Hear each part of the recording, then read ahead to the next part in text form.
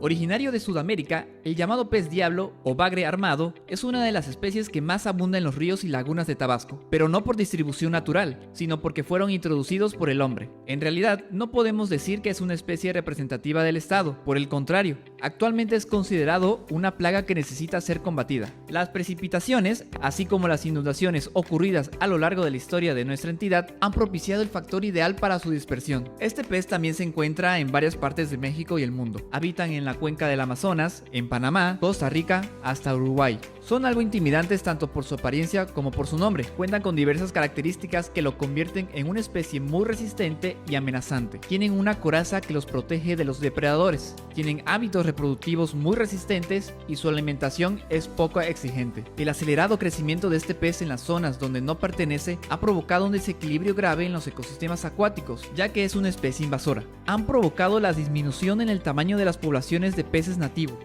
Nos encontramos en la División Académica de Ciencias Biológicas, aquí en el Laboratorio de Humedales, un lugar donde hacen estudios de fauna acuática, taxonomía, biología, así como estudios de la calidad de agua. Estamos con el doctor Nicolás Álvarez, profesor de la División Académica de Ciencias Biológicas y actualmente trabaja en el Laboratorio de Humedales. Y en esta ocasión nos va a presentar y explicar acerca de estas especies en preservación que tienen aquí en la división. Doctor, buenas tardes. Buenas tardes. ¿Podría explicarnos a detalle acerca de las características de esta especie del pez diablo y cómo es su conservación aquí? ¿Cómo los conservan? Claro, gracias por su invitación a la entrevista. Mire, lo que tenemos ahorita son ejemplares del pez diablo y otros bagres que también son invasores. Ahorita les voy a dar un poquito más de información. Nosotros lo que hacemos es recolectar diferentes puntos de lo que sería la parte de Tabasco, de ambientes de agua dulce, y donde está presente el pez diablo. Estos animales se recolectan con la intención de estudiarlos para conocer sus tallas, sus medidas, su etapa reproductiva, su tipo de alimentación o qué tipo de impacto tienen en el ambiente.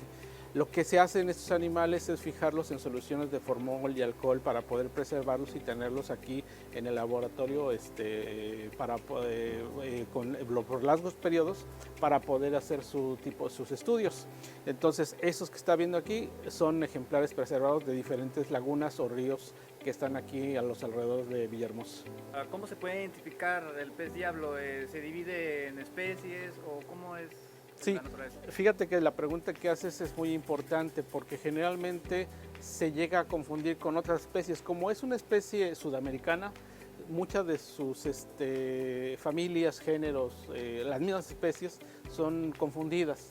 En un principio se pensaba que era una especie que se llamaba Liposarcus, otra que se llamaba Plecostomus. En la actualidad ya se tiene más conocimiento. Entonces lo que sabemos que hay aquí, en lo que es por lo menos en el sureste de México y principalmente en lo que son los ambientes acuáticos de Tabasco, es un género que se llama Pterygoplictes.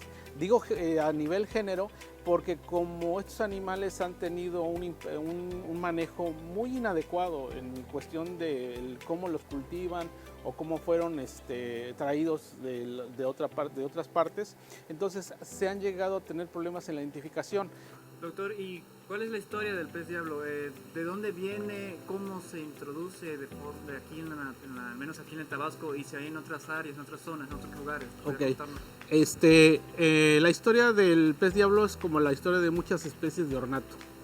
Hay muchas formas de introducción, puede ser a través del cultivo, a través de la pesca deportiva, etc. En el caso del pez diablo, y si ves ahí otro bagrecito que tenemos ahí que se llama Barry Rafael, son especies de ornato, es decir, los utilizan en los acuarios, la gente que se dedica a tener acuarios para lucir en sus casas, lucir en sus negocios, etc. Sin embargo, pues estos animalitos pues son muy bonitos cuando son pequeñitos, inclusive se les llamaba limpiapeceras en su momento. Entonces es muy bonito tener un organismo así en su pecera, pero pues llegan a tener pues tamaños muy grandes, ¿no? Como por ejemplo, inclusive es un tamaño medio, todavía hay tamaños más grandes. Al respecto, se han realizado diversas alternativas para retirar su población de las aguas, como es el consumo de su carne, pero en realidad ha sido muy difícil contrarrestarlo. Por ello, los pescadores tabasqueños tuvieron la idea de convertir esta especie en un alimento exótico mediante un proceso complejo. La técnica consiste en abrir el duro caparazón y extraer la carne con cuidado, obteniendo filetes blancos y firmes.